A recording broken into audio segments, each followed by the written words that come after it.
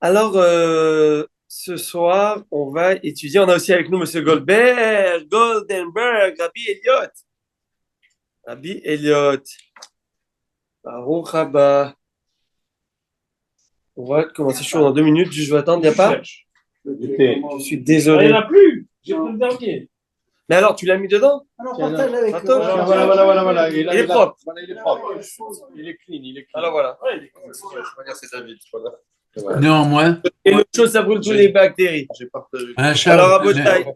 néanmoins, on Néanmoins. t'entend pas, hein? Tu es mute. Ah bon, t'entendez pas? Tu es mute. Non, vous m'entendez pas? Non, j'entends pas Charles. Charles, il est mute, Charles. Oui, parce qu'il parle pas, peut-être. Partage. Non, il est mieux. C'est passé de David Ok, à Rabotai. Pour moi, c'est un moment important aujourd'hui. On est avec nous, Aaron. C'est. Aïe, aïe, aïe, Rabbi Michel. Baruch haba, quelle joie. Aïe, aïe, aïe. Super. C'est le halftime, c'est le vrai halftime aujourd'hui. Alors, hier, on a dit dans le halftime show que le fait de préserver ses yeux, ça vaut des milliers. Parce que chaque publicité de 30 secondes vaut 8 millions de dollars. Donc, regarde ce que ton regard vaut. T'imagines, David, 8 millions de dollars chaque 30 secondes que tu vois comme publicité. Et tout ce qui s'est passé depuis. C'est pas grave. Mais c'est pas grave, ça veut dire ce que tu as gagné, tu as gagné. Ok. On n'y compte pas. Alors, voilà. Alors, messieurs, Ça s'efface, c'est ça. je voudrais juste vous dire qu'aujourd'hui, on va tracer la Gemara d'air avec l'aide de Dieu. Juste, la Gemara aujourd'hui, elle est très intéressante. Elle parle vraiment de toute la. De toute. Il y a encore de l'eau, hein. De Birkat Kohanim. On est Daf, Sota, Daf, Lamed, Tête, 39. 39. Non, on a sauté. On a commencé au 6e chapitre. Alors, et puis après, on va reprendre. Hamoud Aleph. Mais Alors, c'est quand même messieurs, une paracha importante, les 10 commandements. Lady commandement, ouais. Alors, tout à fait. Mais juste un instant, avant que vous commenciez à dire le chidouche. Alors, Rabotai, vous savez, il y a une phrase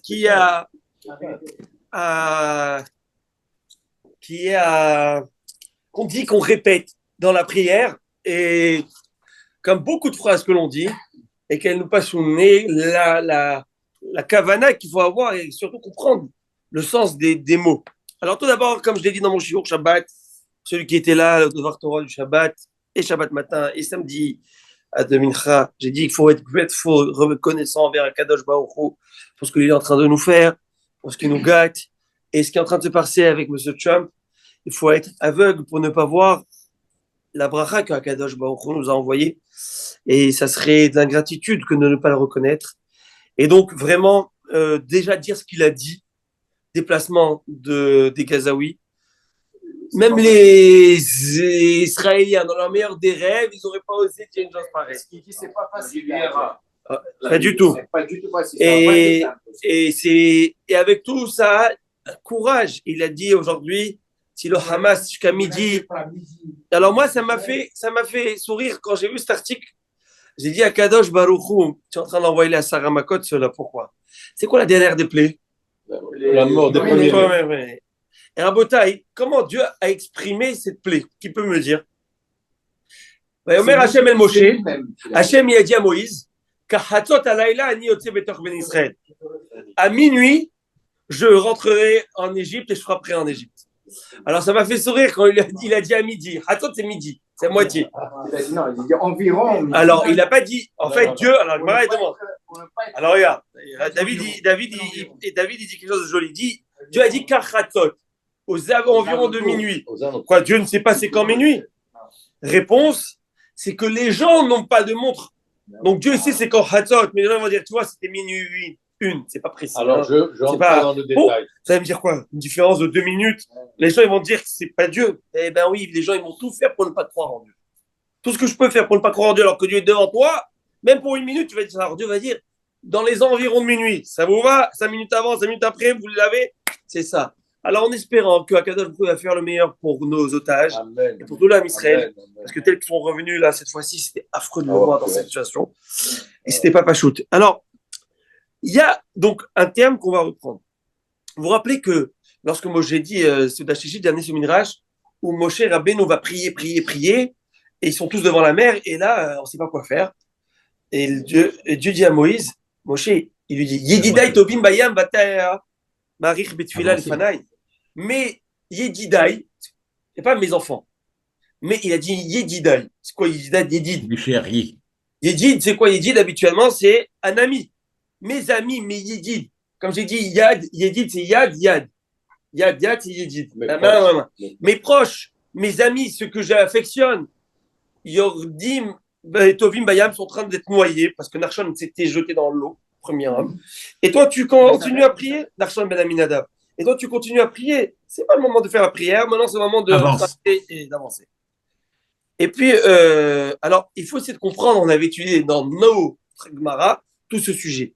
Nous avions étudié, ça fait 2-3 cours, qu'il y avait la tribu de Binyamin, la tribu de Yehuda qui discutait qui va se jeter à l'eau en premier. Et Binyamin, elle dit, c'est à moi d'y aller en premier, ça va pas. Et selon un avis dans la Gemara, c'est que Binyamin s'est jeté en premier. Et puis, c'est pourquoi il a mérité que le Kodesh HaKodashim, le Saint des Saints, soit exactement dans une enclave qui rentre dans la tribu de Juda, et c'est une enclave qui fait partie du patrimoine de Binyamin. Et c'est là-bas où était le Saint des Saints. Mais le Rav Galinsky ici présent, qui est magnifique, c'est le Rav Yaakov Galinsky. Alors lui, il vient du mouvement de Moussard qui s'appelle Novardok, dont moi je suis aussi le fruit de cette... enfin, j'espère un jour, mais je suis né dans cette ambiance de Novardok, dans la culture de Novardok. Novardok, c'est une ville en Europe de l'Est. Il y avait le sabbat de Novardok, le Rav de Novardok, qu'on appelle le Rav Yosef Yuzel Horowitz. Et ce Rav-là, il a développé tout un mouvement de Moussard qui était assez connu. Et puis après, en France, il a été aussi développé par par toute une communauté qui a été ouverte à côté de Paris, par un Rav après la Shoah, il s'appelle le Rav Gershon Zilman, qu'on appelait communément Rabbeinu, notre maître, dont le bras droit, il s'appelait le Rav Elis Rotnemer, qui était mon grand-père, à la Vachalom. C'est intéressant de voir qu'ils sont morts à des années différentes, 3 ans de différence, mais la même date. Ensemble, ils sont enterrés l'un à côté de l'autre, en Eretz Israël. Et mon grand-père avait aidé à développer les institutions du Rav. Mon grand-père, il a eu le mérite à l'époque, avant que l'État lui spoile toute son fortune, il faisait partie des milliardaires de France. Et puis après, tout ce qu'il avait créé, c'était pour la Yeshiva et pour vous avez connu peut-être les institutions hors Joseph en France. Tous les hors Joseph qui étaient en France étaient des choses qui étaient parrainées et subventionnées par mon grand-père, qui était le bras droit du Rabbeinu Gershon. Mon grand-père, il avait fait, après la Shoah, on appelle pont et chaussée, je ne sais pas si vous connaissez des autres études. L'école d'ingénieur. Et d'ingénieur. Et puis, il travaillait pour le gouvernement, très stratégique, mais avec sa barbe et avec tout ça, et on supplie qu'il continue à travailler, lui, il a dit. En tout cas. Et puis, son Rav, le Rav Gershon Liebman, c'était la même, on va dire, la même promotion que ce Rav, le Rav Yaakov Galinsky qui vit en Eretz Israël. C'est tout ce qui est le Moussard. Moussard est sur vraiment la bitachon en Dieu, la confiance en Dieu. Travaille la confiance en Dieu. Tout se situe dans la confiance en Dieu. Et il a écrit tout un livre qui s'appelle Madrigat à Adam. Ça veut dire le degré de l'homme. Comment arriver, l'escalier, bravo. Comment arriver à la confiance en Dieu. Parce qu'il y a croire en Dieu et avoir confiance en Dieu. Emouna et Bitachon. Et la Bitachon. Et puis, alors après, bon, Novardok était connu avec on va dire, de manière un peu spéciale, de vivre leur Bitachon, ou presque un Bitachon, j'allais dire, je ne vais pas exagérer parce qu'il n'y a pas d'exagération dans le Bitachon d'Hachem, mais et ça marchait, le Rav, en tout cas. Alors, au point où le Rabbeinu, je raconte une anecdote, à 100%. Ça remettait à 100%. À 100%. Le Rabbeinu Gershon Liebman, pendant la Shoah, lorsque les nazis ont pris son talit pour en faire une nappe pour manger là-bas leurs saucissons et leurs cochons et tout ce qu'il y avait avec, il ne s'est pas gêné de retirer la nappe. Bravo. Et le talit, quitte à tout faire tomber, il savait qu'il allait se mettre. Et le nazi prend une carabine et lui tire. Et elle s'enraye. Une deuxième fois, elle s'enraye. Une troisième fois, elle s'enraye. Prend une autre, elle s'enraye. Il a pris à l'envers la carabine, il a cassé le bras. Il y avait toujours cette truc où il montrait. Pour dire, ce bitachon, on a Kadosh Baruch Hu. Alors maintenant, et voir qu'après la Shoah, après que tout ce qu'ils ont fait, tous les enfants, tout ce qu'ils ont perdu, ils ont rebâti tout un foyer de Torah juif en France. Et c'est beaucoup de rabbinim qui ont éclairé toute la France viennent de cet endroit. C'est un village qui est à côté de Paris. C'est à Meaux. Moi-même, je suis né à Meaux. C'est l'endroit. J'ai vécu, c'est une campagne. J'ai vécu là-bas jusqu'à l'âge de 7-8 ans. À Meaux? À Meaux. Pas à Meaux, dans une campagne à côté. Ça s'appelle Armentières-en-Brie. Et, hein? Le Brie. Non, je sais pas. Alors maintenant, Meaux, c'est M-E-A-U-X, pas M-A-U-X. Hein. Ok, alors maintenant, le Rav Gershon Nimrod, moi je connais du Québec, Fleur de Lys. Maintenant, alors ce Rav, il était aussi, il faisait beaucoup d'autodérision, il était très petit de taille. Et il disait, si vous voyez un chapeau marcher avec des bras, c'est moi l'écrasé pas, je suis en dessous. Alors ce Rav, un jour il racontait à sa femme, il dit, chérie, j'ai grandi, il touchait les barreaux du lit. Et toucher le bout du lit. Il dit non, pas du tout, tu as dormi dans la largeur. En tout cas, alors maintenant, le Rav, il dit c'est quoi Yididim? C'est quoi ce terme de Yidid? Il dit que habituellement, on peut traduire communément ami. Et c'est un terme que vous connaissez très très bien. Je vais tout de suite vous le soulever, vous le mettre en relief. C'est un terme que vous faites tous les jours dans la prière, 2 fois, dans le même endroit. Et c'est quoi le Yidid? Il explique que le mot Yidid, c'est pas juste un ami. On dit Yididi, tu sais, des fois, Michel Bérard, Shamatov, il dit Yidid, c'est quelqu'un qui est prêt à se donner, à donner sa vie pour l'autre. Ça, c'est un Yidid. Un vrai ami, c'est quelqu'un qui est prêt à faire des sacrifices pour l'autre. Wow. Ça, c'est un réel ami. Ça, c'est un vrai Yidid. Parce que des amis que tant que tu leur demandes pas, ça reste ami, bon, c'est des amis de vitrine. C'est très sympathique, c'est bien pour la photo, le selfie, restaurant, de temps en temps. Mais un ami qui est prêt à mettre les mains dans le cambouis pour t'aider, ça, c'est une réalité d'ami. Et là, on retrouve qu'à Kadosh Baruch Hu, il est dit mes enfants, ils s'appellent des Yedidim. Et on va retrouver ce terme de Yedid un peu chez tous les grands du Ham Israël, et le Ham Israël s'appelle aussi Yedid Hashem. On va le voir tout de suite. Le pasuk, le Gemara dit dans Menachot. Bet Hamikdash nivna bechel koshi Yedid. Le Bet Hamikdash, il a été construit dans un endroit de Yedid. C'est qui Yedid? De Yedid. C'est qui Yedid? Binyamin. Vous connaissez Binyamin, Yedid Hashem, Ishkol la Betar, pasuk dans Parashat, Bezot Averacha, si je ne me trompe pas. Yedid, comment il a été appelé par Moshe Rabbeinu? Yedid Hashem, l'amour l'ami de Dieu. Wow. Ça, c'est Benjamin. Veit Kaprou Bo Yedidim, et que soit construit le Beth Amikdash dans son endroit de Yedid, afin que les Yedidim, que mes amis, quel ami avec un A majuscule, c'est le Ham Israël, soit pardonné, parce que le Ham Israël s'appelle Natati et Yedidut Nafshi Bechol Oivea, et les Israël sont appelés Yedidim. Et on retrouve cette notion de Yedid. Et aussi, on retrouve ce passage qui a vo Yedid ben Yedid, c'est que vienne Yedid, on parle de Mashiach, fils de Yedid, et c'est Shlomo Ameler, etc., etc. Alors, c'est quoi cette notion de Yedidim? Je vais terminer avec ça. C'est qu'en fait, Dieu, il nous aime tellement, il dit, je sais que vous aurez pu vous donner pour moi. Et bien, moi aussi, je donnerai tout pour vous. Et on dit ça tous les matins dans Emet Veyati Venachom Ekaham Veneman Vaou Vechavin Echmad Venayim. Après, on dit Veyididim Avrouyam. Bravo. Veyididim Avrouyam. Mechoasu Maim Tzarehem. Ehad Mehem Otam. Zot Shibechu Yedidim. Bravo. Donc, on retrouve cette notion de Yedidim. Yedidim, c'est quelqu'un qui est prêt. Et c'est comme ça qu'Hachem nous voit. Il dit, vous n'êtes pas simplement des gens que j'affectionne. Vous êtes un peuple qui se sacrifie pour moi. Et ben moi, en retour, je sais comprendre ça. Et c'est pour ça que c'est à ce moment-là, on est à l'apogée, juste à l'entrée de la Hamida, on parle de ça. Et dès qu'à un moment, on est dans la Hamida, on a fait toutes les introductions pour entrer, à part avec le roi Hachem, en disant, ton Yedid, il est là, il te demande. Exactement, c'est une préparation à la Hamida. Alors voilà, je ne vais pas juste de ce terme, retrouver cette idée qu'on retrouve. Et des fois, il y a tellement de choses qu'on lit dans la Hamida, on ne fait même pas attention, on ne fait même pas cas dans la Tefila. Et chaque chose demanderait vraiment une étude. Et il y a des sources à chaque chose. Alors maintenant, on y va dans la Gemara Masket Sota, page 39. Nous étions en plein Birkat Kohanim.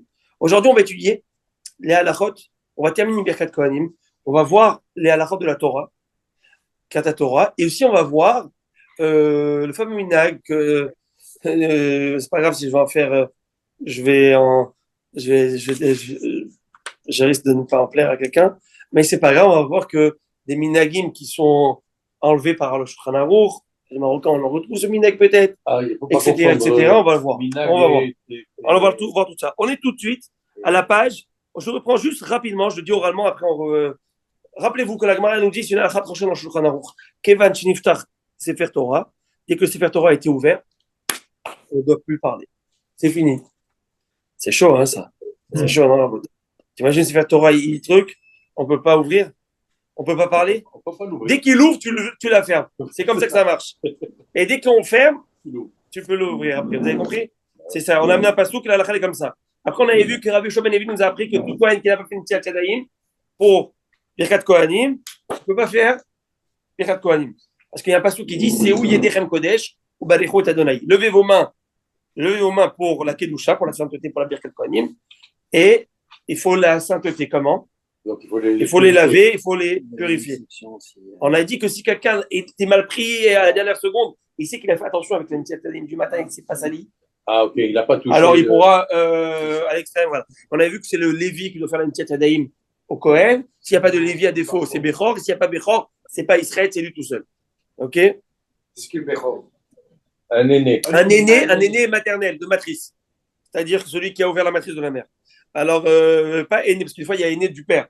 Aîné du père, il n'a pas de Kedusha. Alors, le père, il a 10 enfants, Ben pour Joseph, avec 10 femmes différentes. Donc, ce cas-ci, 10 femmes différentes, ça marche. Mais s'il a, par exemple, c'est un remariage, et la femme, c'est aussi un remariage, elle a déjà eu un enfant. Ah, okay. Celui-là, c'est son aîné, peut-être. Même lui, il n'a jamais eu d'enfant. À lui, c'est son aîné, mais c'est pas un aîné de la femme, mais c'est un aîné de la Nahala. Ça veut dire qu'il aura double part dans l'héritage, cet enfant. Voilà, il y en a qui préfèrent peut-être ça que faire une Tziat Yadayim au Kohen. Maintenant, on avance. Question. Quand on lui fait les Donnez à Rabbi Yoel Agmara. Il doit faire une bracha. Quoi? Le Kohen, quand on lui lève les mains, ou c'est juste non, une ablution? Non, pas de bracha. Alors, on va voir. Je vous invite, s'il vous plaît, soyons patients. Soyons patients. À la fin de toutes ces halakhot, prochaine date, il faudrait qu'on fasse un recap. Parce que beaucoup de halakhot, de ce que nous avons étudié les 2-3 shiurim derniers, et ce que nous allons étudier encore, tout se situe dans le Mishnah Berurah, Helek Bet, dans les lois de Nisiat Kapayim, Birkat Kohanim, et les lois de Kriyat Torah. Et c'est vraiment super intéressant de lire les Birkat Kohanim, la halakha, et aussi Kriyat Torah. Moi, je vois des choses qui sont faites à la synagogue, j'ai beau à leur dire, à leur répéter, ça n'a ni tête ni queue, et ils le font encore. Je vais vous le dire par exemple, et on le verra. Par exemple, on le verra dans la halakha dans quelques minutes. Par exemple, vous savez, quand tu montes à la Torah, tu dois rester pour le prochain. Oui, ça, c'est connu, ça, il n'y a pas de problème. Mais ça, c'est pour la beracha, montée. Quand quelqu'un fait la glila, tu peux rentrer chez toi. Qu'est-ce que tu restes devant? Voilà. Non, parce que lui dit de rester. Je lui ai appris 10 fois, il ne connaît pas. Il ne faut pas besoin de rester. Pourquoi il faut rester d'abord? Pourquoi il faut rester une 2 secondes à lire? Parce qu'on le sait, pourquoi il faut rester? C'est Bogo. Buy one, get one. Vous connaissez? Mais c'est pour avoir la beracha. Quand tu réponds Baruch Hu Baruch Shemo, tu réponds Amen. Si tu es en chemin, tu ne pourras pas faire la beracha et répondre en bonne et due forme. Regardez la force de la beracha. C'est celui qui va faire après toi. On va le voir. Alors, je veux juste récapituler. Vous voulez récapituler après, comme ça on verra tout dans la halakha. Avec le sabrois, Bercéder selon le Céder. Maintenant, on y va. Juste simplement, il faut que tu restes à ta place. Sur la débat. Le premier qui a fait la Guélila, il n'a fait aucune bracha. Il n'y a pas de brachot encore. Il a le temps de rentrer dans sa place. À sa place. Alors, on va étudier tout ça. Maintenant, la Gemara demande comme ça. Shalou, Tamidav Rabbi Eliezer ben Shamoa, Rabbi Elazar ben Shamoa, Bamirach Tayamim. Les Tamidim, les élèves de Rabbi Elazar ben Shamoa, ils lui ont demandé, Rabbi, comment ça se fait que Baruch Hashem, tu as une longue vie? Tu as une longue vie. Vous savez, avoir une longue vie, c'est une bracha. Surtout en bonne santé. Ok? C'est pour ça qu'il faut prier Hashem toujours qu'à la fin de notre vie, ne m'abandonne pas à la fin de ma vie à la vieillesse. Kichlot Kochri, Alta Azveni au Yachon. Kichlot Kochri, à la fin de mes forces, que je sois plus seul. Et bien, c'est combien il faut prier? Il faut prier pour qu'il n'y ait pas de maladie, qu'il n'y ait pas d'oubli, qu'il n'y ait pas de démence, qu'il n'y ait pas tout ça. Il faut prier à Kadosh Baruch Hu tous les jours. Quand tout va bien, on a l'impression que c'est impossible que quoi que ce soit puisse atteindre une personne. Mais on est tellement fragile. Alors, Gemara a dit, ils lui ont demandé à Rabbi Elazar, comment tu as eu une si longue vie? Bon, Sharolam. Il va leur dire, je n'ai jamais utilisé la synagogue comme un raccourci.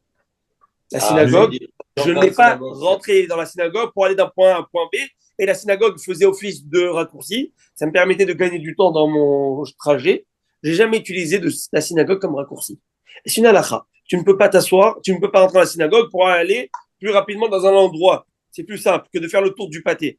Non, c'est assourd. Alors maintenant, comment tu veux faire si jamais tu t'assois à la synagogue, soit tu fais une prière, tu fais un pasouk. Et si, par exemple, tu veux profiter de la clim en été ou du chauffage en hiver, c'est écrit dans Shulchan Aruch, tu ne le fais pas. Tu peux pas rentrer les tinables dans les chamam. Maintenant, si tu veux étudier, avec plaisir. Assieds-toi, étudier, fais une étude. Et aussi, au passage, tu profiteras de la chaleur. Maintenant, si tu veux essayer même pas lire, juste tu t'assois à la synagogue. Le Shulchan Aruch l'amène. Et Shivat synagogue. Shivat Bet Knesset. S'asseoir au Bet Knesset, c'est une mitzvah. D'être au Bet Knesset, dans la maison de Dieu, de t'asseoir même dans la maison de Dieu. En te taisant, si on parle de politique, c'est pas le temps. Ça, tu la sauras pas avant de voir Torah. Maintenant, qu'est-ce qui se passe? La métette. Tal, c'est quoi? La rosée, la traite à mitim. Vous savez, quand Agmara dit que un passage qu'on dit, vous vous rappelez qu'on fait, quand il y a les gens en deuil, on dit Kital Orot Alecha Ve'eretz Ephraim Tapil. Oui, vous connaissez le psukim qu'on fait. En tout cas, l'Agmara dit dans ma Sechet Tota, ici, qu'on va voir plus tard, que par le mérite de l'étude de la Torah, il y a traite à mitim. Si vous savez comment vous relevez après 120 ans, c'est grâce au shiur du lundi et jeudi. Amen. Oui, je sais pas, une blague. La Gemara demande ok, mais les femmes, ils n'ont pas d'études de la Torah. Ils vont pas se relever. Et il m'a dit, ouais, ça me va. Pas du tout. Ils vont se lever. Vous savez par quel mérite? Qu'elles envoient leur mari étudier la Torah et que les embêtent pas pour être corrects et qu'au contraire, elles s'occupent, elles leur font ce qu'il faut quand ils reviennent, etc. Date de mérite qu'ils auront très à mitim. Aujourd'hui, mon fils, il m'a posé une grosse question, je ne vais pas y répondre maintenant, mais il était à la synagogue, il faisait cette fille-là dimanche matin à la maison. Alors, il me pose une petite question, il me dit, papa, est-ce qu'il faut comprendre ce qu'on fait la fille-là? Je lui ai dit, a priori, ça serait le top de comprendre, mais si tu ne comprends pas, au moins Dieu comprend. Alors, il ne sait pas d'où il m'a sorti, il s'est trouvé un site en traduit ou en dessin. Alors, je le vois, il fait, reviens-moi, papa, j'ai un problème. Je dis, quoi? On a dit, chez Loassani Isha, je viens de comprendre que Dieu ne m'a pas fait une femme, c'est quoi cette vérafa qu'on vient de faire? On a dit ça devant sa mère. J'ai dit, tiens, une bonne question. Et ma femme, alors c'est quoi cette véracha? Alors j'ai expliqué qu'on a une mitzvah, on a des mitzvahs supplémentaires. Et donc par rapport à ça, on remercie Dieu. Ça, c'est une des réponses. Par rapport à ça, on remercie Akadosh Baruch Hu. Alors, elle me dit, qu'est-ce que tu as de plus qu'un mitzvah? Je lui ai dit, Mouda Torah, Tfilin, etc. Je lui ai dit, ça te va? Tu veux mettre tes tfilin tous les matins? Tu veux? Non, ça va, chez l'Oassani et Ish. En tout cas. Alors maintenant, on avance. Non, il dit chez l'Oassani Kirtsono. Parce que tu peux pas dire, tu peux pas dire, je suis content de ne pas avoir eu le mérite de faire ces mitzvot. Merci Hachem de m'avoir fait comme tu m'as fait. Et heureusement que les femmes sont là parce que sans ça, on n'aurait pas été ici. Et mais maintenant, on avance. La demande, le fait est que je n'ai pas traversé, je n'ai pas fait raccourci, pris la série comme raccourci, et ben Dieu m'a pas raccourci la vie. Le fait est que je n'ai pas de ma vie l'opasati al-rashi am-kodesh. Je n'ai jamais marché au-dessus des têtes du peuple saint. Alors, c'est quoi marcher sur la tête du peuple saint? Non, c'est pas quoi, vas-y. C'est enjamber la personne. Les Amidim, ils asseyaient par terre, et le Rav, il était assis plus en hauteur. C'est ça qui écrit en Pirkei Avot, Eve mitabek bafar glehem. C'est écrit en Pirkei Avot, il faut toujours s'attacher à la poussière des Chachamim. C'est quoi? Alors, mais c'est littéralement, parce que le Rav, il était plus en hauteur, et tous les Talmidim étaient en bas. Donc, automatiquement, tu avais accès à la poussière. C'est une manière de dire, sois toujours en train d'écouter le limoud de ton Rav. Voilà. Non, au limoud de ton Rav. Voilà. À la hauteur. Voilà, pour venir étudier. Assieds-toi devant ton Rav. Oui. Cet argument-là, on l'a vu déjà dans la fin de ma série Brachot. Est-ce que ça arrive des fois qu'ils reprennent dans différents... Bien sûr, tu peux revoir. Et ça me ferait très plaisir que tu reviennes, s'il te plaît, avec moi. Le petit Aleph. En fait, ça, on l'a vu oralement. Mais c'est une Gemara dans ma série Megillah d'Af Kavzaïn. Regarde en haut à droite, Megillah Kavzaïn. Et puis, voilà. Alors maintenant, il lui a dit, j'ai jamais marché sur la tête des gens. C'est quoi jamais marché sur la tête des gens? Si le rabbin vient en retard, ce qui fait qu'il va devoir marcher à travers tous les gens, et c'est comme dans l'impression qu'il marche au-dessus de leur tête. Il va les déranger, se lever, etc. J'ai jamais dérangé le Ham Israël. J'essaie de tout faire pour pas les déranger. Donc il arrive avant. Ouais, exactement. Voilà, bravo. Voilà, bon, il est que. Maintenant, j'ai jamais dérangé. Et puis, autre chose, ici, Velo nasati kapab belo bracha. Je n'ai jamais fait Birkat Kohanim sans Beracha. Ça veut dire quoi? Maïm Mevarech, on m'a dit Beracha. On m'a dit la fameuse Beracha de Birkat Kohanim. C'est ça. Ici, la source de la Beracha que quand on dit Kohanim, tout le monde dit Am Kedoshecha Kamu, peuple sacré, peuple saint. Et là, qu'est-ce qu'il dit? Et là, c'est la source. Amar Rav Chizda, Amar Rav Zera, Rav Chizda, Rav Zera dit au nom de Rav Chizda, quelle Beracha va faire le Kohen. Baruch ata Hashem Elokeinu melech haolam, asher kideshanu be'kedushato. C'est une beracha qui est très rare. Parce qu'habituellement, c'est kideshanu mitzotav. Il nous a sanctifié par ses mitzvot. Là, c'est kideshanu bikdushato shel Aaron. Il nous a sanctifié par la kedusha qu'il a conférée à Aaron. Vetivanu levarech et amo Israël. Il nous a ordonné de faire la beracha au Am Israël. Be'ahava. Avec amour. Plaisir, avec joie. Avec amour. Si tu n'aimes pas quelqu'un dans l'assemblée, tu ne peux pas faire Birkat Kohanim. Ou lui il sort, toi tu sors. C'est très bien aussi, mais des fois, c'est pas évident. C'est pas évident comme tu dis. Et puis, mais Donc s'il est fâché avec quelqu'un, il ne peut pas faire le non, Birkat tu peux pas faire le Birkat gars, Kohanim. il sort. Voilà. Alors, c'est pas tous ceux qui sortent qui sont fâchés. Qu'on soit d'accord. Des fois, il y a d'autres raisons. Là, tu vas dire, il a vu qui s'est fâché. D'accord? Ah oui? J'ai associé qui pareil? Raconte l'histoire. Je sortais pour aller me faire un thé. Pas vrai. Après que je finisse la bida, et après quoi, il est venu me voir. Tu as un problème Ah, avec c'est moi? Waouh! J'ai dit non. Tiens. Mais non, parce que tu sors. J'ai dit non, je vais me faire un thé. Il fait ouais, mais tu le fais au moment de. C'est le moment crucial, Birkat Kohanim. Birkat Kohanim, ouais. Mais, vous connaissez l'histoire qu'on avait racontée à l'époque de cette personne qui tous les Birkat Kohanim sortaient. Ashkenaz, une synagogue, tous les Birkat Kohanim ils sortaient. Et c'était quoi? Le rabbin, il voit, il dit c'est pas possible. Birkat Kohanim il sort, ça se termine à la seconde, il rentre. Il dit bon, peut-être il est pressé, peut-être. Après, non, pas il rentre. Il s'enlève, il s'en va. Après, il s'en va. Il dit bon, c'est quoi, je vais l'inviter. Après, il s'en va. Il dit peut-être c'est la fin de Moussa, peut-être c'est. Il a dit peut-être il est invité, peut-être quelqu'un l'attend à la synagogue, à la maison. Tu sais quoi? Pendant les fêtes, il dit je vais l'inviter à la maison, il va venir manger. Donc, il est obligé de m'attendre. Donc, il est obligé de rester. Il vérifie. Il faut que Birkat Kohanim il sort et il attend dehors. Il dit regarde, je suis obligé de te poser la question, s'il te plaît. Dis-moi. C'est une personne âgée qui a vécu à la Shoah. Regardez l'histoire de folie. Il a dit Rabbi, je vais vous expliquer. Moi, à l'époque, lorsque les nazis ils ont découvert qu'il y a eu du voile dans les cuisines, ou je ne sais, mais il se fait que c'était un Cohen. Et ce Cohen, ils l'ont tué. Et avant de le tuer, ils lui ont dit sur l'échafaud, ils lui ont dit est-ce que tu as un dernier choix à faire? Il a dit oui, je voudrais faire ma dernière, une Birkat Kohanim que je vais faire. Et là, il avait dit Varecha Hashem, Vishmericha avant de mourir. Il a dit cette Birkat Kohanim était tellement forte, tellement impactante, que je ne veux jamais oublier cette Birkat Kohanim, mais je ne veux pas la supplanter par une autre. Et c'est pour ça que je veux regarder et dire regarde, bon, je ne sais pas ce qu'il faut faire, mais regarde comment il faut être Dan Mekav Zechut, comment il faut voir les choses. Regardez la Kedusha de nos. En 2 mots, il a dit j'ai toujours fait la Beracha. Maintenant, moi, je viens de penser à quelque chose qui vient de me venir à l'esprit. Je viens de me dire. Le Rav, il a toujours fait la Beracha. Alors, en quoi en faisant la Beracha, ça te rajoute la vie. Ouais. Monsieur le rabbin, le mot Be'ahava, la gematria, c'est 15. Et il y a 15 mots dans la bracha. Bravo. Bravo. Alors maintenant, je pense savoir.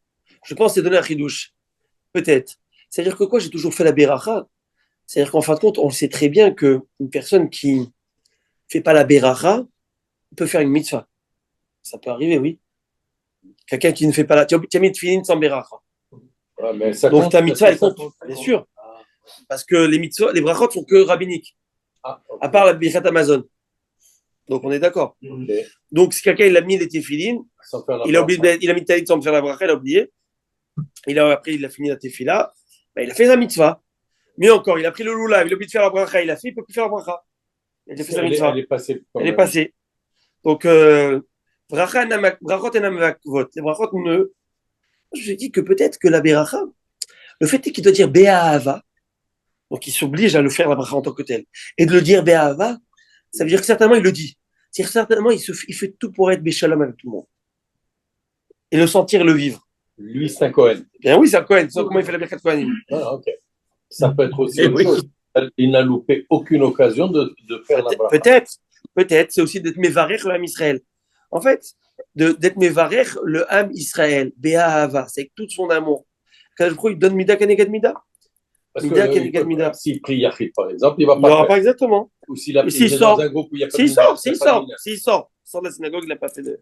Agmara dit. Est-ce qu'on a le droit de faire sortir un Cohen parce qu'on n'a pas le temps, on est pressé, on n'a pas le temps? Est-ce qu'on a le droit ou c'est interdit? Mais non, fais pas. tu dis quoi la bracha d'Hachem? Tu dis bye. Ça va pas, on fait rapidement et on le fait. Justement, il y a des choses qu'on peut couper. Pas besoin de chanter 3 heures chaque fila. Mais pour monter au Sefer, on peut le faire sortir. Pour monter au CFR, tu le fais avec beaucoup de doigté et de Bien diplomatie. sûr, bien sûr. Bien sûr. Comme vous le savez faire, Rabbi Shalom. Alors maintenant, regardez si je suis en bas. Vous le dites. Bon, en tout cas, alors maintenant, mais le mieux, c'est de faire monter le Kohen. Le top. C'est de faire monter le Kohen. Maintenant, si tu as un Tamid Chacham, si tu as un que tu veux honorer vraiment, ou un Hattan, ou whatever, tu n'as pas, on peut, il n'est pas obligé de sortir. Pas besoin de le faire. Ah oui? Ouais, il y en a qui disent qu'il n'est pas obligé de sortir. La Gemara a dit qui a karkar et quand il a terminé, il déracine ses pieds, ça veut dire il a terminé la Berakat Kohanim. Maï Amar, qu'est-ce qu'il doit dire? Regardez, c'est une phrase qu'il dit les Kohanim. Yehi ratzon milefanecha Hashem Elokeinu.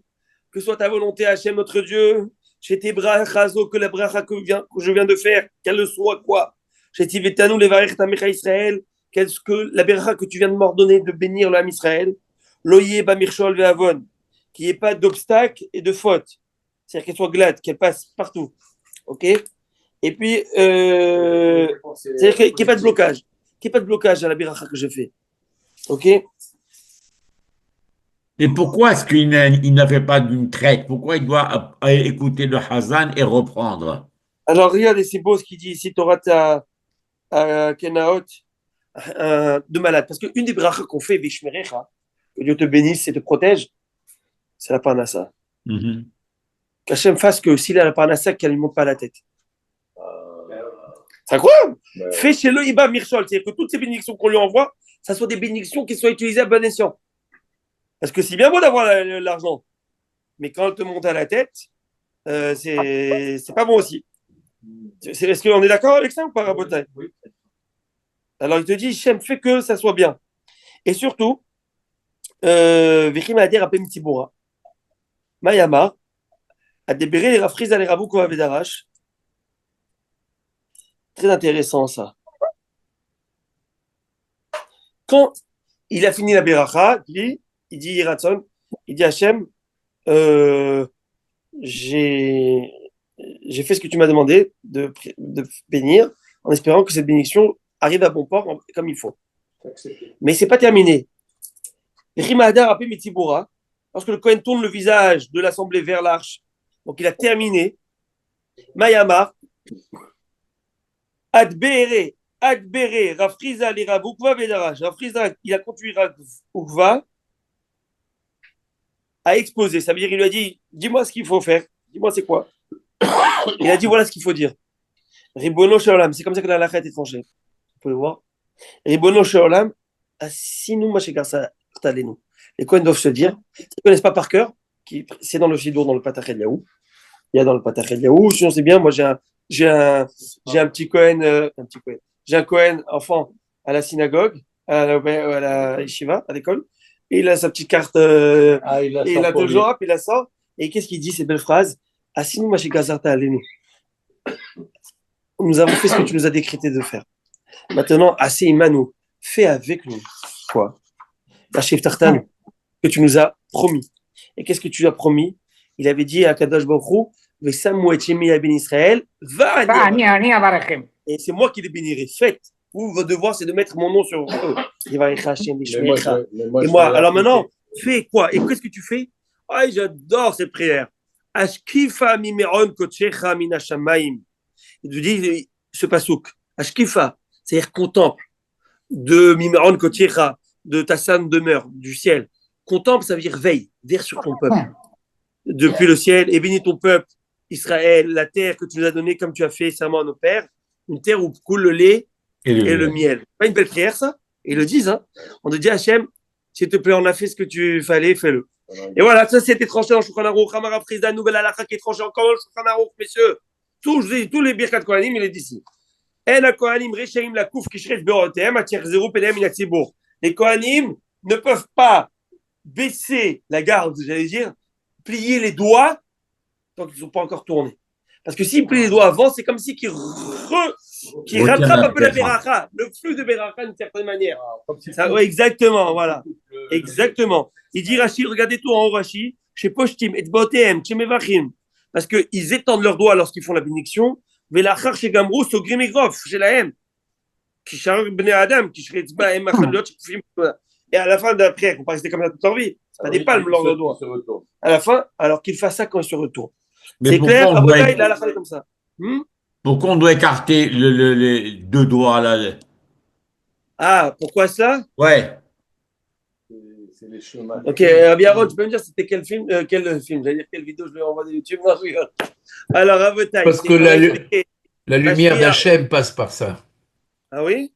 La lumière d'Hachem passe par les doigts. Ok, alors, il y en a qui disent qu'il ne faut pas le faire. Alors, je ne le fais pas. Je vous montre un petit peu. Mais il y a écrit Mashgiach mina halonot, metit mina harakim. Dieu nous. C'est ça, les interstices. Des nachalonot, des fenêtres. Metit, il veille sur nous, il nous épie. Mina harakim, des interstices. Interstices. Alors, ha-chalonot, Mashgiach min ha-chalonot, he-chalonot, 5 fenêtres, 5 interstices. C'est quoi? 1, 2, 3, ici, 4, 5. Ok? Et donc, c'est sûr qu'après la caméra, il doit y avoir des choses qui nous dépassent, Rabotaille. Bon, voilà. Alors, messieurs. Rabbi, si je peux me permettre, Oui. j'ai appris que Hachem choisit de nous regarder comme cela, comme à travers des persiennes, comme une maman qui surveille son fils à travers les persiennes et qui fait pas attention totalement à tout ce qu'il fait. Parce que Hachem, s'il devait regarder tout ce qu'on fait, eh ben, on ferait des vieux os. C'est très beau ce que vous dites.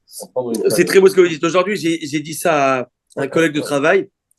C'était une situation que j'ai eue avec un parent, en tout cas, pas rentrer dans les détails.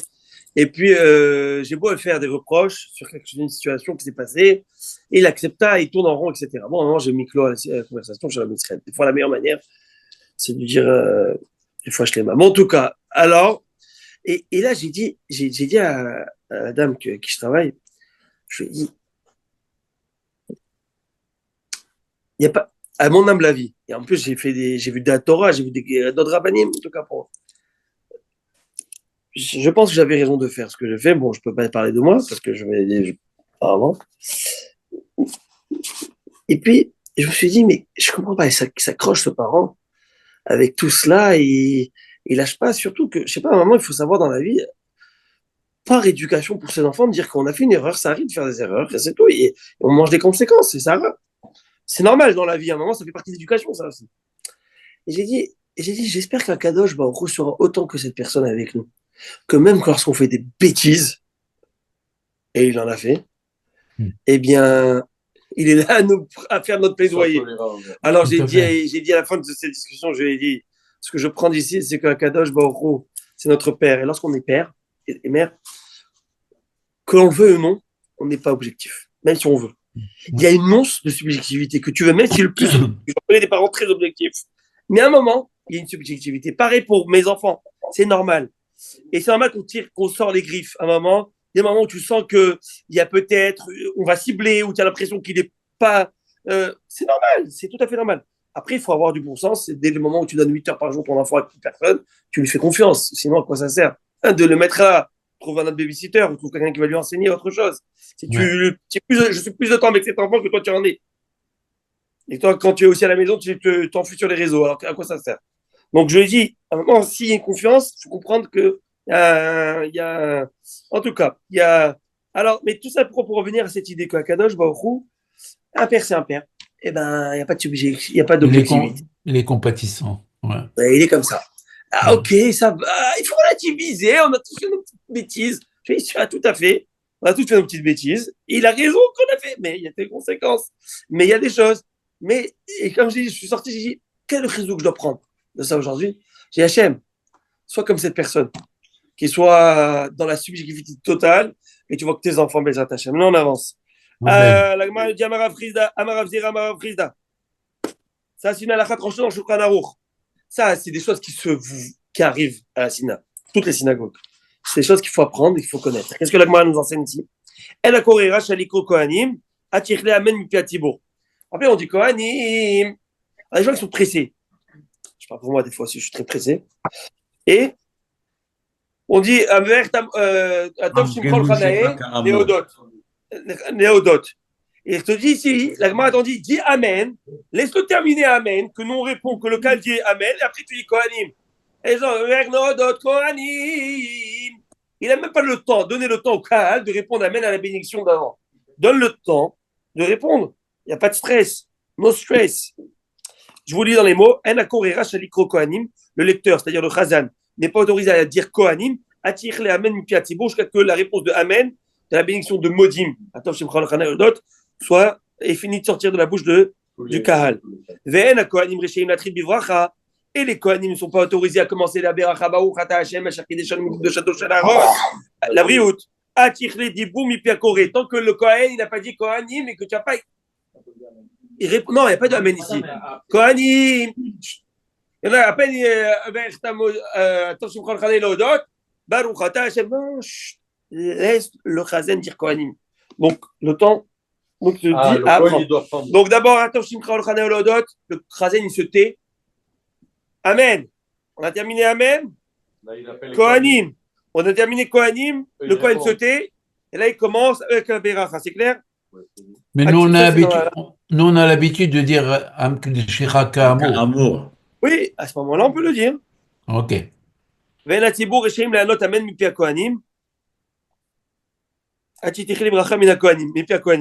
Et des fois aussi, avec du château chez Aaron,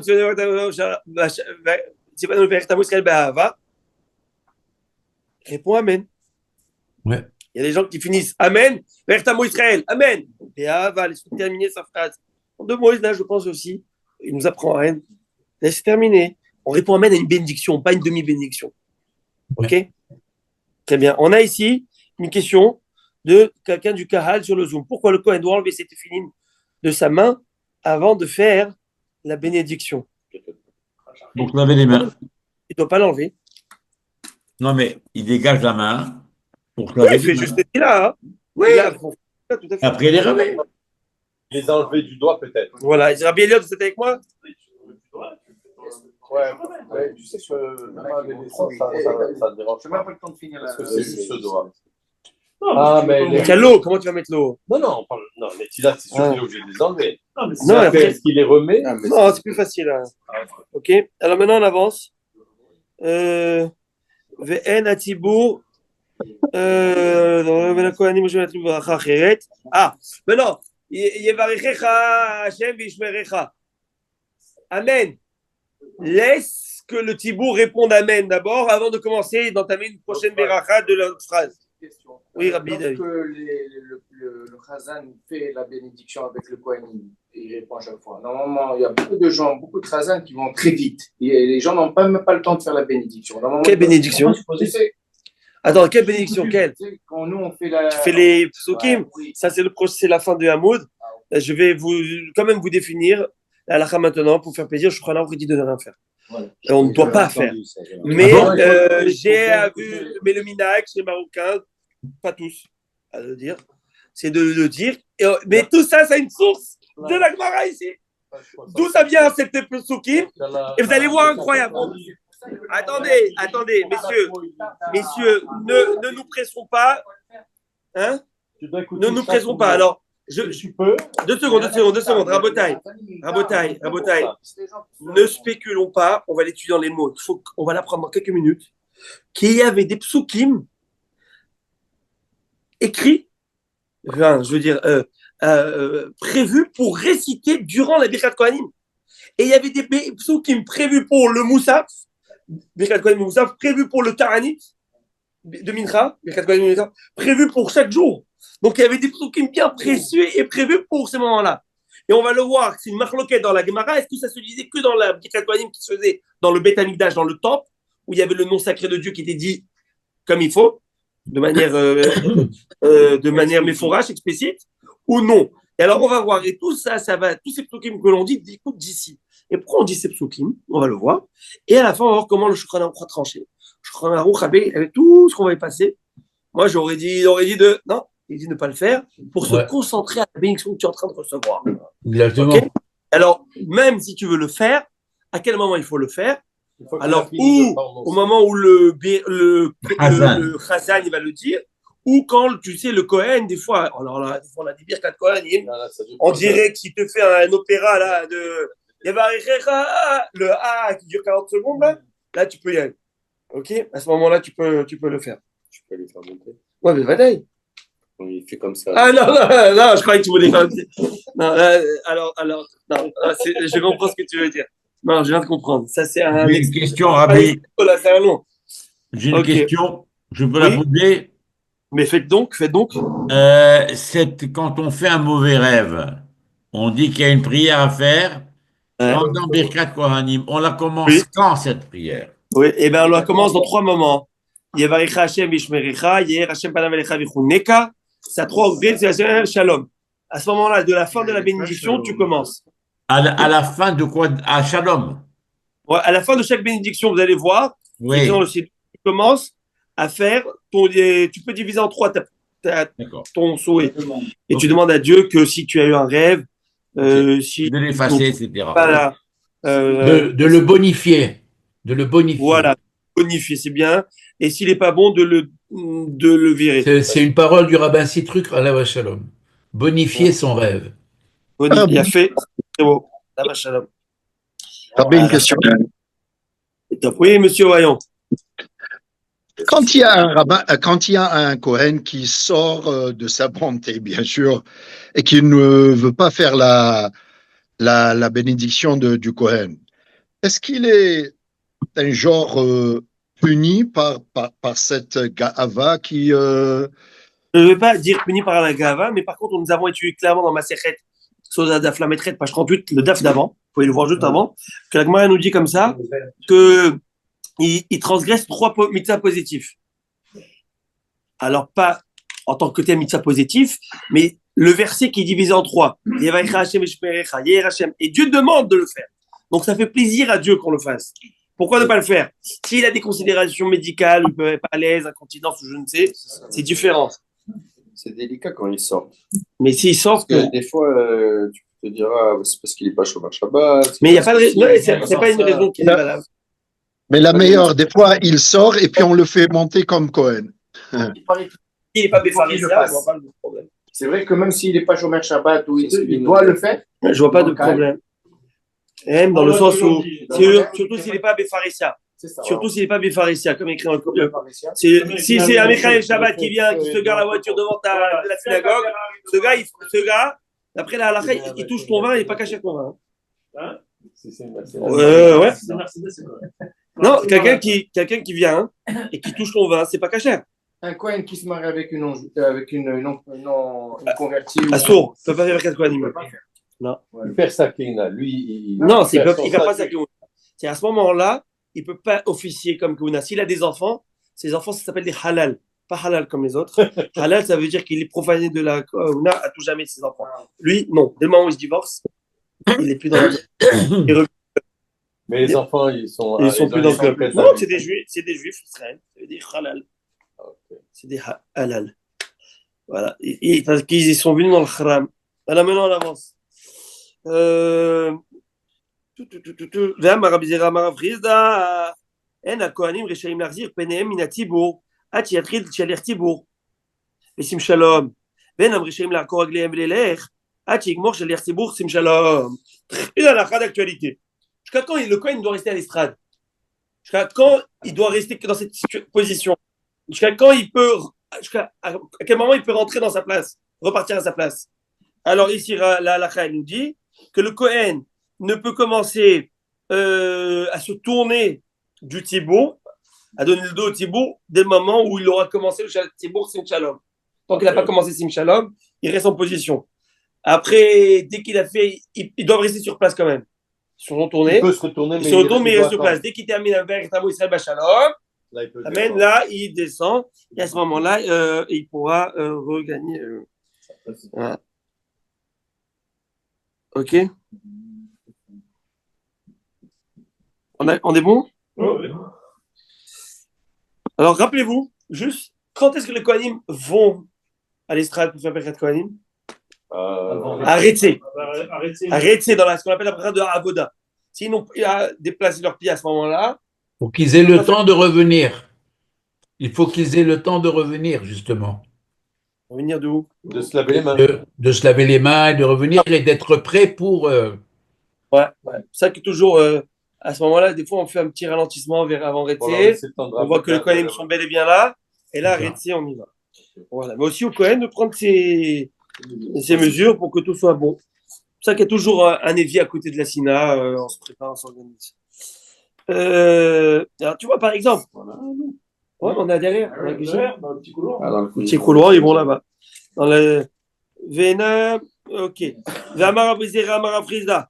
En Atzibur Reshaim Me'alot Amen, Achitichle, Beracha Mipi Akore. Donc, ça, c'est une halakha dans halakha 2. Non plus Birkat Kohanim, on passe à Birkat Torah. Tu fais Birkat Torah, Shem Bachavan Mikol Amin, Natan Torah, Baruch Ata Hashem, Noten à Torah. Tu attends qu'il termine Noten à Torah et tu réponds Amen. Combien de fois? Amen. Le gars, il écoute même pas ce que le gars, il est dans la théba. Écoute et réponds Amen. Maintenant,